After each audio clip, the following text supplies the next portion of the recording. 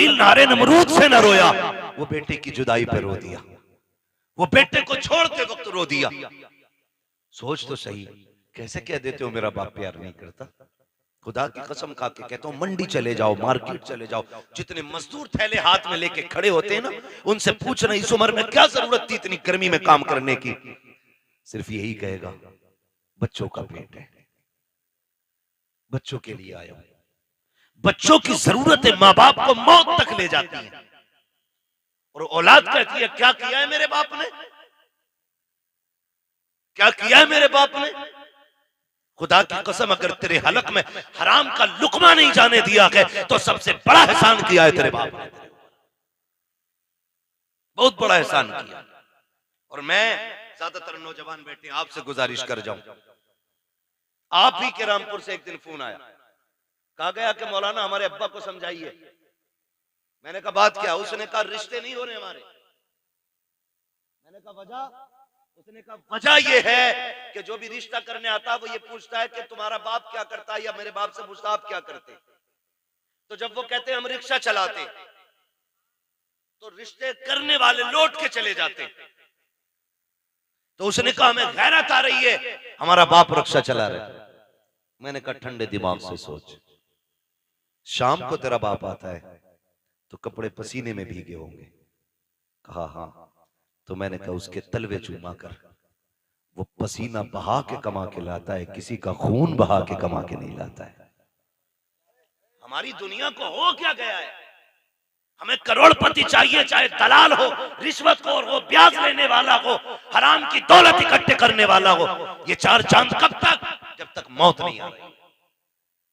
जिस दिन मरोगे तो याद रखना, गरीब की भी कब्र वही बनती है जहां अमीर की बनती है। फिर इतराना किस बात पर है? नौजवानों, अपने मजदूर बाप की इज्जत करना, मजदूर बाप की इज्जत करना। उसने कम से कम तुम्हें हलाल के लुक़मे खिलाए। फरमाया गया जो हराम के लुक़मे खा के पड़ेगा जिस्म, वो जहन्नम का ईंधन बनाया जाएगा। क्या यह एहसान नहीं किया बाप ने कि ईंटें ढोता रहा, रक्शे चलाता रहा, बोझ उठाता रहा, लेकिन किसी के आंसू बहा के पैसा नहीं लाया, किसी का हक मार के पैसा नहीं लाया, किसी को सता के पैसा नहीं लाया। तुझे क्या पता है? लोग कहते मजदूर के घर बेटी नहीं देनी है। मैं कहता हूं अगर बेटी देनी है तो मजदूर के घर दे। खुदा की कसम, तेरी बेटी को जो इज्जत मजदूर के घर मिल सकती है वो दुनिया के दौलतदार के घर नहीं मिलेगी। किसी रिश्वतखोर या प्याजुए के घर जाकर के तेरी बेटी को वो इज्जत नहीं मिलेगी जो एक मजदूर के घर तेरी बेटी को इज्जत और सुकून मिल सकता है। वजह ये है आज हम इज्जत मजदूर को जलील समझते हैं। महबूब की चौखट है। एक गरीब सहाबी आए, आका करीम को सलाम पेश किया, अर्ज करते हैं या रसूल अल्लाह, आज माशरा बहुत बिगड़ता जा रहा है, क्या बात है? आका हम मजदूर डिपार्टमेंट से ताल्लुक रखते हैं, हमारी मजदूरी नहीं दी जाती है, लोग पैसा मार लेते हैं, आका में कई कई दिन तक धक्के दिए जाते हैं। मेरे नबी ने इतना सुना उठ के खड़े हो गए। फरमाया मुसाफा नहीं करोगे? कहते हैं या रसूल अल्लाह, हाथ ऐसे नहीं है जो आपके हाथ में दिए जा सके। क्या बात है? काका इन हाथों से मजदूरी करता हूँ, हाथों में छाले पड़े हैं, फेटे हैं, कहाँ आप जैसे, आपके गुलाम जैसे हाथ, कहाँ मेरे ये सख्त हाथ? आका खैरत आती है आपके हाथ में हाथ देते हुए। मेरे नबी ने उसके हाथ देखे, फरमाया ला तेरे हाथों को बोसा दे दो। इतना सुनना था, मजदूर की आंख में आंसू आ जाते हैं। या रसूल अल्लाह, आप बोसे की बात करते हैं, यहाँ मजदूर को बगल में बैठा के कोई पानी नहीं पिलाता है, यहाँ साथ बैठा करके कोई एक प्लेट में खाना नहीं खिलाता है। आका आप हैं कि चूमने की बात कर रहे हैं। मेरे नबी ने इतना सुना, फरमाते हैं खाली सिर्फ निजाम नहीं बनाना है बल्कि जमाने को मजदूर की इज्जत भी बतानी है। आका करीम ने जब मजदूर के हाथ को बोसा दिया तड़प गया आका, इतनी इज्जत। फरमाया सिर्फ इज्जत नहीं, एक कानून भी बता रहा हूं, जाओ जमाने से कह देना कि मजदूर की मजदूरी पसीना सूखने से पहले दे दो। कहा ये इज्जत किसने दी है? तो बता देना ये इज्जत मदीने वाले मुस्तफा ने अता की। हम मजदूर को हिकारत से देखते हैं, और मेरे नबी ने फरमाया लो एक इज्जत का ताज और दे रहा हूं। हुजूर कौन सा? फरमाया अल कासिबु हबीबुल्लाह, जो मेहनत मशक्कत करके कमाएगा कयामत में अल्लाह उसे अपने हबीबों की सफ में जगह अता फरमाएगा। तो कम से कम इतना ख्याल करें नौजवानों, हम तो अपने बाप की मेहनत का ख्याल करें। अगर ये दुनिया वाले हमें मजदूर का बेटा कहते हैं तो कहने दें, हमें उस बाप की इज्जत करनी है जिसने चौक में गालियां खा के, मजदूरी पे धक्के उठा के हमें पाला है। तुमसे तो कम से कम इतनी तवक्को होगी उस बाप को कि कोई इज्जत करे ना करे, मेरा बेटा तो इज्जत देगा ना। अगर वही औलाद उसे जलील करने लगे तो बताओ वो जी के क्या करेगा? क्या करेगा वो जी के? जब वही औलाद उससे कहती हो कि तुझे टुकड़े डालने से बेहतर है कुत्ते को टुकड़े डाल दिया जाए, क्या करेगा वो बाप जी के? उसे हार्ट अटैक नहीं आएगा? उसे हार्ट अटैक नहीं आएगा? वो रोएगा नहीं अपनी कमनसीबी पे? क्या वो भूल गया होगा उन दिनों को जब तुझे गोद में उठा के वो गली गली फिरता रहा? मुझे बताओ, तुझे सर्दियों में बुखार आया, बाप ने सारे कंबल तुझे उड़ाए, खुद ठंडी में सिकड़ता हुआ मंडियों के, गलियों के, बाजारों के, हॉस्पिटलों के चक्कर लगाता रहा, खुद मर गया लेकिन बेटे को जिंदगी दे गया। लाजिम है हर बेटे पे अपने माँ बाप की इज्जत करे, अपने माँ बाप की इज्जत करे। पढ़े तारीख, आप कभी ये नहीं कह सकते अपने बाप से आपने क्या किया मेरे लिए। खुदा की कसम, जितना एक बाप कर देता बेटे के लिए, कोई तुम्हारे लिए उतना नहीं कर सकता। मैं तो चैलेंज के साथ कहता हूं, एक बाप को तोलने के लिए ना खुदा की कसम जिंदगियां कम पड़ जाएंगी, लेकिन बाप की मशक्कतों का अंदाजा नहीं लगाया जा सकता। आप भी जानते हैं एक आदमी को अपना पेट पालने में कितनी मुश्किल आ सकती है। कोई मुश्किल बात है एक आदमी को पेट पालना? कोई मुश्किल बात नहीं, और कोई मशक्कत भी नहीं। अकेला बंदा कहीं भी खा पी के गुजारे कर लेता है, लेकिन दुनिया भर की सहूलतें बाप औलाद के लिए उठाता है, औलाद के लिए उठाता है। बेटा पैदा हो, मीठा तकसीम करता है, जवान हो जाए तो निकाह की तैयारियां करता है। हाँ, आप देखें ना मास्टर इरफान साहब, इन्होंने इतना खर्च किया। मैं कहता हूं कि अगर और इनका बेटा ना इनकी दवा के लिए सिर्फ इतना खर्च कर देना जितना आज इन्होंने किया अपने बच्चों के लिए, तो शायद बड़े सुखी रहेंगे। लेकिन हम भूल जाते हैं, हम अपने बाप की दौलत को अपनी समझते हैं, लेकिन अपनी दौलत को बाप की दौलत नहीं समझते। ये कड़वी सच्चाई है।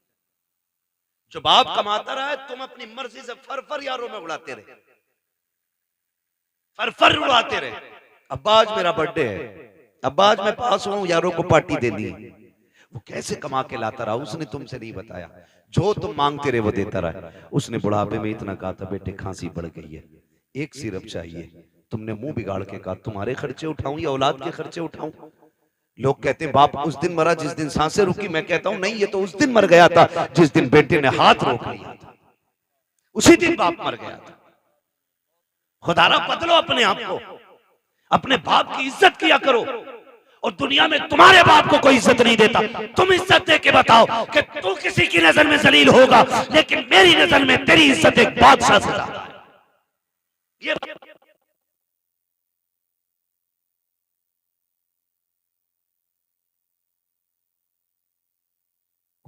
कम से कम में आके तुम्हारी मोहब्बत की वजह से उसकी थकन उतर जाए, ये कोशिश किया।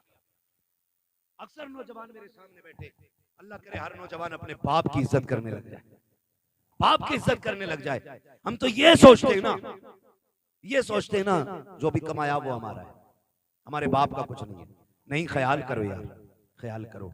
एक बाप की जिंदगी अपनी औलाद के लिए पूरी सर्व कर देता है बाप। मैं अर्ज कर रहा था, अल्लाह का खलील बेटे को छोड़ते वक्त, बेटे को छोड़ते वक्त, बेटे को छोड़ते वक्त अल्लाह की खलील रो दिए, रो दिए। तारीख का ये बाप भी पलटे। तवज्जो है? थके तो नहीं है अभी? अगर नहीं थके तो बोले जरा या रसूल अल्लाह। हमारे अलीम भाई बता रहे थे कि ये बड़े सुस्त लोग बैठे, और नकीब साहब भी फरमा रहे थे हल्के में मत लेना। अल्लाह सलामत रखे। मैं आपसे ये भी नहीं कहूंगा कि आप हाथ उठा के सुभान अल्लाह को या उठ के सुभान अल्लाह को। मैं कहता हूं जो मैं बात कह रहा हूं इसे दिल पे लिख के ले जाना। अगर आज के बाद एक बाप को भी इज्जत मिल गई ना, तो मैं समझूंगा हम सबका यहाँ आना कामयाब हो गया, आपका बुलाना कामयाब हो गया। बस यही कोशिश रहती है। मेरी तकरीर तबे यार को बेचैन करती है, सबब के आगे वही कहता हूं जो दिल पर गुजरती है। मुझे बहुत दूर से बुलाया है, मैं बजाय तो मुरादाबाद का हूं, और लेकिन पूछा मुफ्ती साहब कबिला से, अपने भी घर आना पड़ता तो जहाज से ही आना पड़ता। हाँ, बिना फ्लाइट के अपना घर भी मैसर नहीं होता है। अल्लाह ने ये ड्यूटी लगा रखी है, जब तक वो चाहेगा ये नौकरी अंजाम देते रहेंगे। मगर आपसे इतनी गुजारिश है, इतनी मेहनत से हमारे इरफान भाई ने ये महफिल सजाई है, ये कोशिशें की हैं, आपके बैठने का इंतजाम किया है, सिर्फ इसलिए किया था कि हमारी बस्ती वालों तक दीन की कुछ बातें पहुंच जाए, दीन की कुछ बातें पहुंच जाए। अल्लाह करे आज के बाद किसी बाप को इज्जत मिल जाए, कोई मां मुस्कुराने लग जाए, खुदा की कसम फिर समझ लेना इनका ये जो सारी कोशिशें करना है अल्लाह की बारगाह में मकबूल हो गया। अल्लाह के खलील तो छोड़ के आ गए, हजरत हाजरा ने बेटे को लिया, पलट के उसी जगह पे आई जहां छोड़ के गए थे। पहली शाम आई, जब शाम आई तो दरिंदे जानवर बाहर निकल के पहाड़ियों से आए, बाहर निकल के आए पहाड़ियों से और चीखने लगे। जब बोलने लगे, हजरत हाजरा की गोद में हजरत इस्माइल है, आपने ना एक खारदार लकड़ी तोड़ी दरख्त से, किसी पेड़ की कोई शाख तोड़ी और उसको आसमान में घुमाया। फिर आपने जानवरों को मुखातब करके कहा, खबरदार शर्म नहीं आती है, देख नहीं रहे हो किस पे भौंक रहे हो? मैं एक नबी की माँ हूं, एक नबी की बीवी हूं, मेरी गोद में जो लाल है कोई आम बेटा नहीं, मेरी गोद में रब का इस्माइल लेटा हुआ है, रब का इस्माइल लेटा हुआ है। कहा खबरदार भौंकने की जरूरत ना करना, हम पे भौंकने का मतलब है नबी की इज्जत पे भौंकना। अल्लाह इतना कहा, सारे जानवर पलट के चले गए, सारे चले गए। फिर वो पानी, वो खजूरें, वो सत्तू, वो क्या सब कुछ जो भी दिया था, कब तक चलना, सारा ही खत्म हो गया। जो भी ज्यादा जो भी खाने पीने का सामान था खत्म हो गया। लेकिन माँ होती है। फिर वो वक्त भी आया कि माँ के सीने का दूध भी खुश्क हो गया। फिर जब बेटे ने सूखी जबान होठों पे फेरी तो माँ से देखा ना गया। तारीख गवाह है, हज करने के लिए जाओ, हुक्म होता है सफा मरवा की सही करो। मालिक ये क्या है? कहा यहाँ मेरी हाजरा दौड़ी थी। फिर क्या करना है? कहा जब तक दौड़ेगा नहीं तेरा हज पूरा नहीं होना है, तुझे दौड़ना जरूरी है। मालिक क्यों दौड़ाया गया? कहा जब जब यहाँ आके तुम दौड़ोगे ना तो तुम्हें माँ और बेटे की मोहब्बत का एहसास हो जाएगा। एक माँ ने बेटे की मोहब्बत में कितने चक्कर लगाए हैं, 7 चक्कर लगाए। माँ तो माँ होती है। बेटे को लिटाया जमीन पे, आपने एक पत्थर इधर से रखा, एक इधर से रखा, एक पत्थर ऊपर से रखा, 3 पत्थरों से बेटे का थोड़ा सा धूप का साया किया। उसके बाद दौड़ लगाई है पानी की तलाश में। आप दौड़ करके पहाड़ के सिरे पे चढ़ी है, चारों तरफ देखा पानी नजर नहीं आया। फिर ख्याल आया मेरे बेटे को कोई जानवर न ले जाए। फिर पलट के वापस आई है, फिर बेटे की खुशकी देखी है, फिर दौड़ लगाई है। बाज मार्रिखीन ने यहां तक लिखा है कि 7वें चक्कर पे हजरत हाजरा गिर जाती है। अल्लाह अकबर जब गिरी है, इधर हजरत इस्माइल ने एड़ियां रगड़ी है। जब एड़ियां रगड़ी, रब ने फरमाया जिब्रील जी रब्बे जलील जल्दी कर दौड़ के जा करके मेरे इस्माइल की एड़ियों की जगह से चश्मा जारी कर दे। तारीख गवाह है हजरत हाजरा ने खुद को संभाला और दौड़ करके आई। क्या देखती है? जहां बेटे के पैर लग रहे थे वहां से पानी का चश्मा जारी हो गया है, चश्मा जारी हो गया है। आज दुआ के लिए तुम मियाओं के चक्कर लगाते हो, खानकाहों में डूब जाते हो। जिससे दुआ लेनी थी तुमने उससे दुआ नहीं ली। अगर तकदीर बिगड़ रही है, बरकत नहीं हो रही है, जाके माँ से दुआ ले ले। खुदा की कसम जिसकी कहीं नहीं सुनी जाती है उसकी माँ की चौखट को सुन ली जाती है। नारे तकबीर, नारे रिसालत, मसलके आला हजरत मुफ्ती हम्माद रजा मुरादाबादी, सवी अख्तर रामपुरी, नारे तकबीर।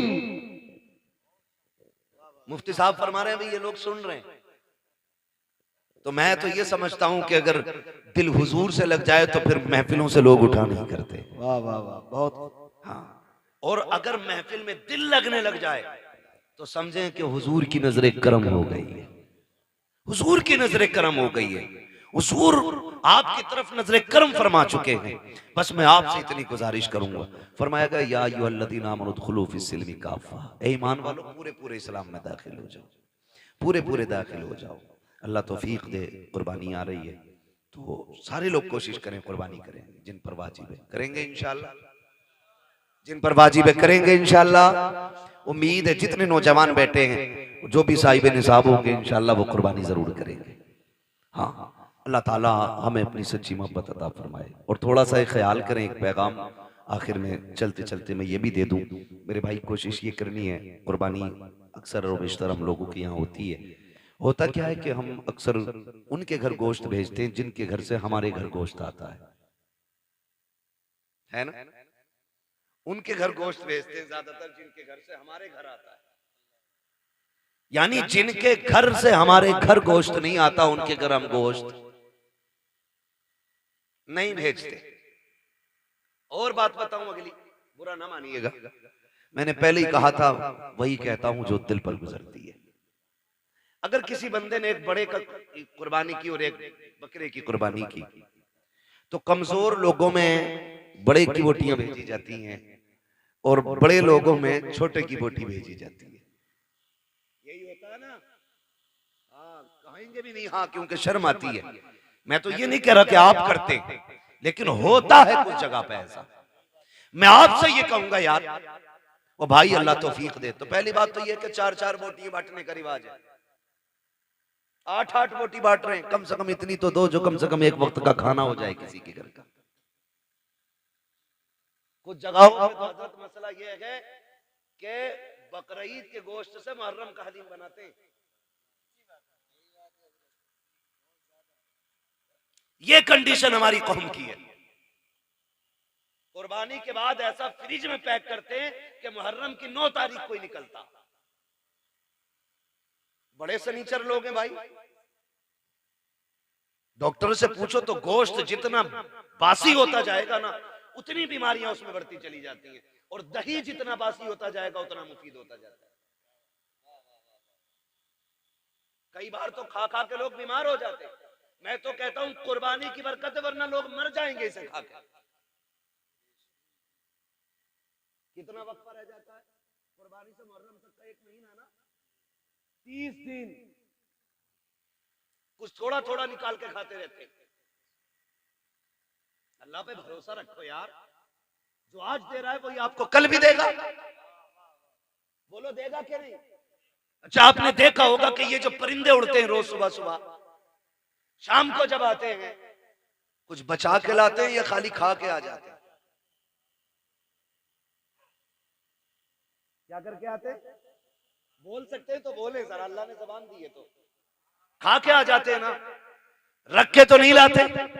अगले दिन फिर उड़ते हैं, फिर खा के आते हैं। और ताज्जुब की बात यह है कि भूखे जाते हैं और पेट भर के वापस आते हैं।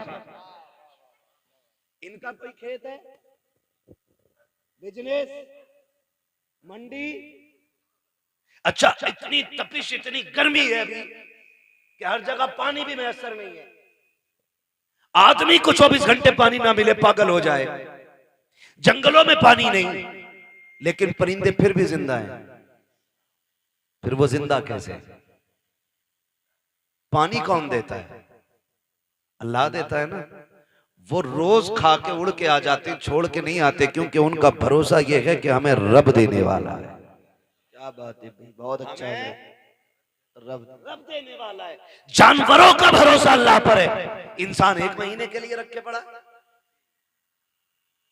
ये तो कुर्बानी का है, लोगों ने जन्नत का उठा के रखना शुरू कर दिया था, वो अल्लाह ने वो बंद कर दिया था।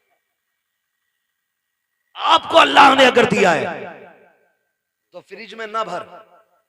कितने ऐसे लोग आज भी हमारे मुआशरे में हैं जिन्हें साल साल भर गोश्त खाने तक की तौफीक नहीं होती।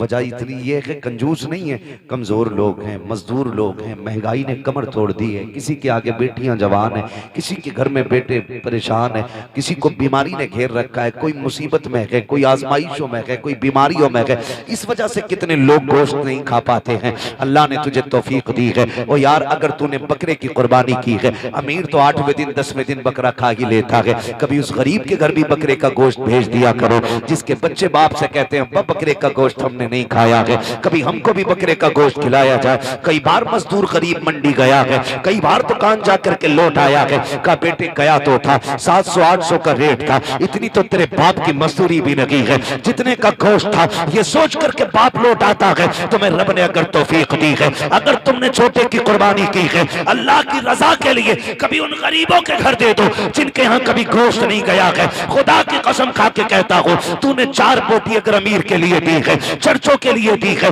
ताल्लुकात के लिए दी है, सिर्फ वाफा के लिए दी है, तो ये 4 दिन के लिए है, खत्म हो जाएगा। अगर तूने वही बोटियां किसी गरीब की दिलजोई के लिए दी है, खुदा की कसम मर के कयामत में आना, अल्लाह तुझे इज्जतों के ताज अता फरमा दे। भाई वाह वाह वाह, जिंदाबाद जिंदाबाद, बहुत खूब हजरत। गोश्त उन्हें दे जिनके यहाँ हुआ ही ना हो। कई बार ऐसा होता है जिनके घर कुर्बानी हुई है, 2 क्विंटल में से 50 किलो इसके घर रखा, और मोहल्ले वालों ने भी एक तसला भेज दिया। और कितने गरीब ऐसे होते हैं कि बकरा ईद के घर दिन भी उनके घर में दाल बनती है। इसे ईद कहते हो? तेरी बस्ती के अंदर अगर एक बंदा भी ईद के दिन चटनी से खाएगा तो तुझे गैरत से मर जाना चाहिए। अल्लाह तौफीक दे तो ये गरीबों में तकसीम करेगा। आपके घर के होते हुए किसी घर में दाल या चटनी नहीं। आज ये रब की दावत का दिन है, रब की दावत का दिन है। हर घर में गोश्त की खुशबू आनी चाहिए, हर घर में तकसीम करें। और याद रखिए, जो अल्लाह के लिए करता है फिर अल्लाह कभी उसको गिरने नहीं देता है, गिरने नहीं देता है। और वो लोग बेवकूफ हैं जो उठा के रखते हैं। जब बर्तन खाली होता तभी नया भरा जाता है, जब पहले से भरा होता तो फिर उसमें जगह ही नहीं होती, वो भरेगा कहां से? आप खाली करते रहो, मेरा रब तुम्हारे बर्तनों को भरता रहेगा। जो खर्च करना नहीं जानते उन्हें कमाइयों का भी तरीका नहीं आता है। कमाई का भी तरीका उन्हीं को आता है जो खर्च करना जानते हैं। आप अपनी कमाई में गरीबों का हिस्सा रखें। कुर्बानी आ रही है, सारे लोग कुर्बानी करें।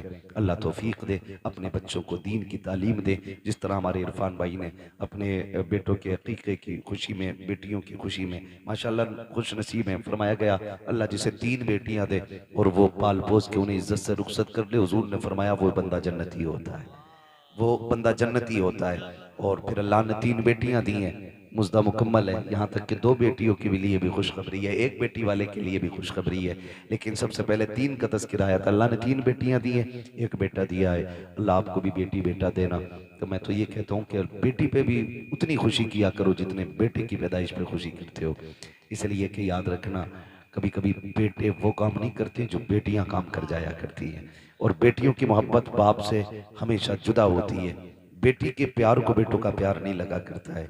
आप भी जानते होंगे, आपसे जितनी मोहब्बत आपकी बेटी करती है उतना आपका बेटा नहीं करता होगा। इसलिए कि बेटियां तड़प जाती हैं बाप के बगैर, पूरी जिंदगी वो सिर्फ बाप के चेहरे की मोहताज रहती हैं। और फिर अल्लाह ने बेटी की मोहब्बत भी बाप के दिल में कैसी डाली है। मेरे नबी ने खातून जन्नत को सीने से लगा के कहा था, मेरी फातिमा मेरे जिगर का टुकड़ा है। जिस दिन मेरे नबी ने कहा मेरी फातिमा मेरे जिगर का टुकड़ा है, उस दिन से आप जाकर के मंडी में देखो, सफेद बालों वाला रक्षा चला रहा होगा, कमर झुकी है लेकिन मजदूरी कर रहा होगा। क्या बात है चाचा, क्यों मजदूरी कर रहे हो? कहा बेटी को रुखसत करना है। ये बाप तो कत्ल कर देता था, ये बाप तो दफन कर देता था इस बेटी को। आज इस बेटे बाप के दिल में बेटी का प्यार कितना आ गया है। खुदा की कसम बुढ़ापे में मजदूरी कर रहा है ताकि बेटी को इज्जत से रुखसत कर सके। और जब घर आता है ना तो सारी थकन बेटी का चेहरा देख के उतर जाया करती है। ये प्यार अल्लाह ने बेटियों का दिल में जिंदा रखा है, ये कायम किया है। जब बेटी शुरू शुरू में पैदा होती है तो बाप को बोझ लगती है, जैसे जैसे दिन बढ़ते जाते हैं वैसी वैसी बेटी की मोहब्बत के दिल में चिराग रोशन होते चले जाते हैं। फिर यही बेटी जब रुखसत होती है तो बाप किसी की मैयत पे इतना नहीं रोता जितना बेटी की रुखसती पर रोया करता है। ये प्यार किसने पैदा किया है? ये रब ने पैदा किया है। अल्लाह बेटा दे तब भी खुशी मनाओ, बेटी दे तब भी खुशी मनाओ, इसलिए कि बेटा नेमत होता है, बेटियां खुदा की रहमत हुआ करती है। नेमत का हिसाब दोगे, रहमत का हिसाब नहीं होगा। और फरमाया गया कि बेटियां बाप के लिए जहन्नम की और बाप के दरमियान दीवार होती है। जिनको बेटियां रब ने दी है, सिर्फ बेटी नहीं दी गई है बल्कि उसे जन्नत का परवाना दे दिया गया।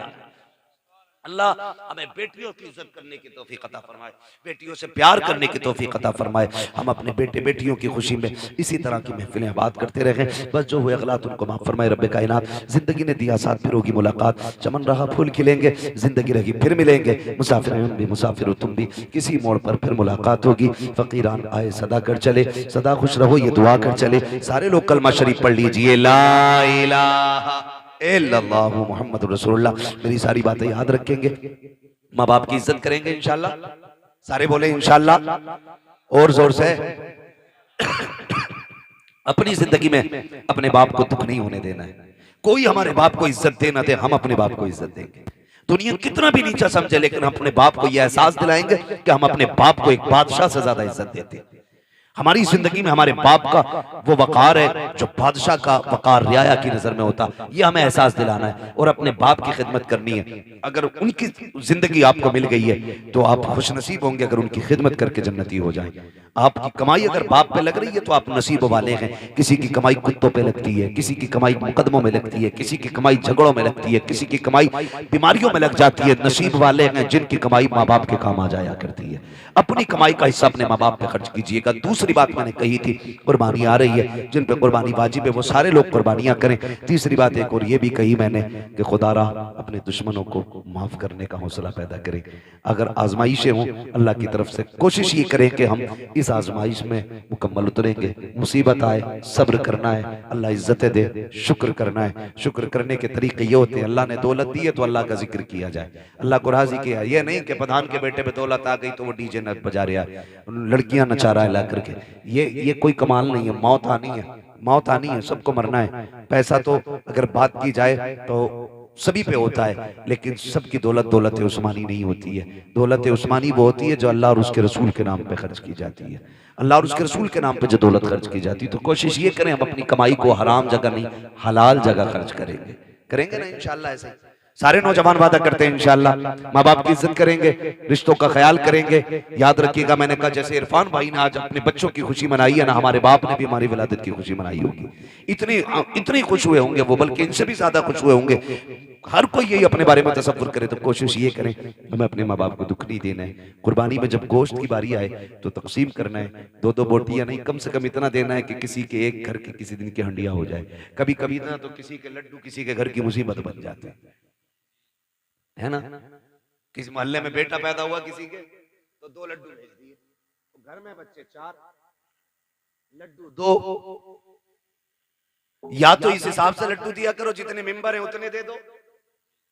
तो कभी कभार लठियां चल गई घर में, आग लगे ऐसे लड्डुओं को भाई जो किसी के घर का चैन उड़ा दे। अगर दिया भी करो तो इतना दिया करो कि किसी के घर में झगड़ा ना। समझ रहे मैं जो कुछ कहना चाह रहा हूं? 4 बोटी नहीं देनी है, कम से कम इतना दो कि एक वक्त गरीब के घर की हंडिया हो जाए। इतना कम से कम दिया करो। अल्लाह ताला हमें महबूब के तरीके पे अमल करने की तौफीक अता फरमाए। वो मालीना इल्लल बलाग। सारे लोग मेरे साथ पढ़ लें, अस्तगफिरुल्लाह रब्बी मिन कुल्लि ज़ंबिन व तूबु इलैहि व मालीना इल्लल बलाग। अस्सलामु अलैकुम।